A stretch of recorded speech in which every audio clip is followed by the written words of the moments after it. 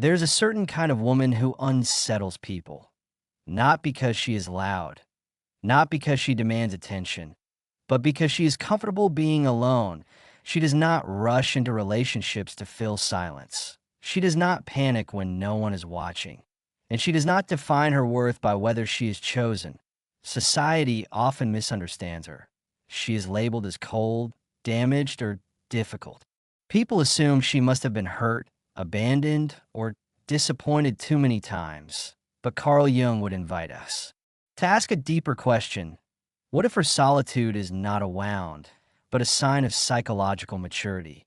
In Jungian psychology, the goal of human life is not happiness, romance, or social approval. The goal is individuation, the process of becoming who you truly are.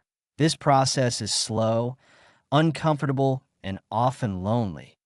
And for many women, choosing solitude is not a rejection of love, but a necessary step toward the self. Most people enter relationships unconsciously. They seek completion, validation, or escape. They're not drawn to the other person as they truly are, but as a solution to an inner emptiness. Jung warned that relationships formed this way are not unions of two whole individuals, but negotiations between two unmet needs that a woman who prefers being alone has often reached a painful realization. That no relationship can compensate for a disconnected inner life. She understands, consciously or not, that if she abandons herself to be loved, the cost is too high. Solitude, for her, becomes a space of honesty, a space where there is no audience to impress, in no role to perform, in no mask to maintain. This is where Jung's concept of the shadow becomes essential. The shadow contains all the parts of ourselves that were rejected, shamed, or suppressed in order to be accepted by others. For many women, the shadow includes traits like assertiveness, independence, anger, ambition, and emotional boundaries. From an early age, women are often rewarded for being accommodating, nurturing, and self-sacrificing. Over time, they may learn that love requires shrinking, that harmony requires silence, that being chosen requires obedience. But the shadow does not disappear. It waits. That a woman who chooses solitude is often someone who has begun to confront her shadow. She may have noticed a growing resentment in her relationships, a sense of exhaustion from always being emotionally available, that a quiet anger at how much of herself she has given away. Rather than projecting the shadow onto others, she turns inward.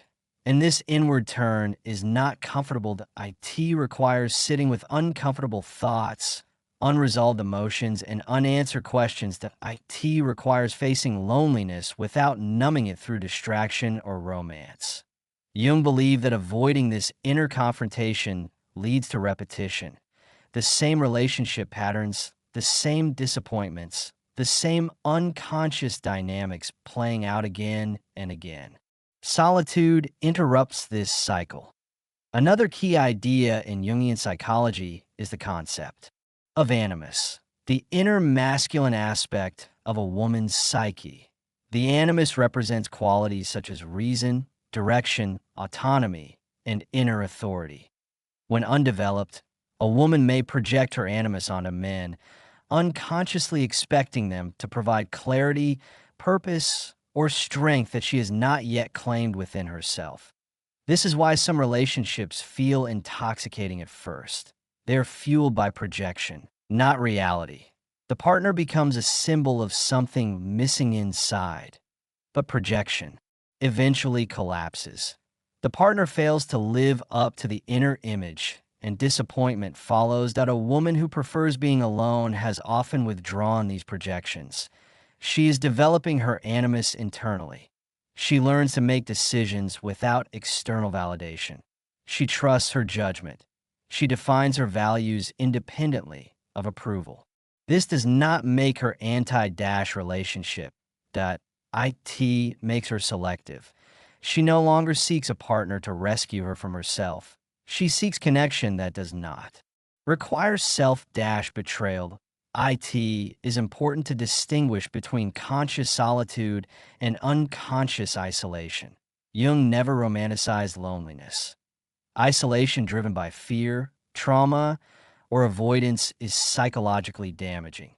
But solitude chosen consciously is different. That IT is not an escape from people, but an encounter with the self. That a woman who prefers being alone does not fear silence. She listens to it. She uses it to understand her desires, her limits, and her contradictions. She becomes familiar with her inner world rather than outsourcing meaning to others. This familiarity creates emotional stability. She is less reactive, less desperate, less willing to tolerate disrespect for the sake of belonging. And this is precisely why society struggles with her. Independent individuals are difficult to manipulate. They do not respond well to guilt, pressure, or fear-based narratives. That a woman who can be alone threatens systems that depend on dependency. She asks uncomfortable questions simply by existing. Are relationships chosen freely or out of fear? Is love genuine, or is it a transaction for security? Is commitment rooted in authenticity or avoidance of solitude? From a Jungian perspective, love is not fusion. That IT is not two people completing each other. That IT is the meeting of two individuals who have already faced themselves. Jung famously said that the greatest burden a child must bear is the unlived life of the parents. The same applies to relationships. Unlived inner lives are projected onto partners, creating expectations no human can fulfill. That a woman who has learned to live with herself does not carry this burden into love.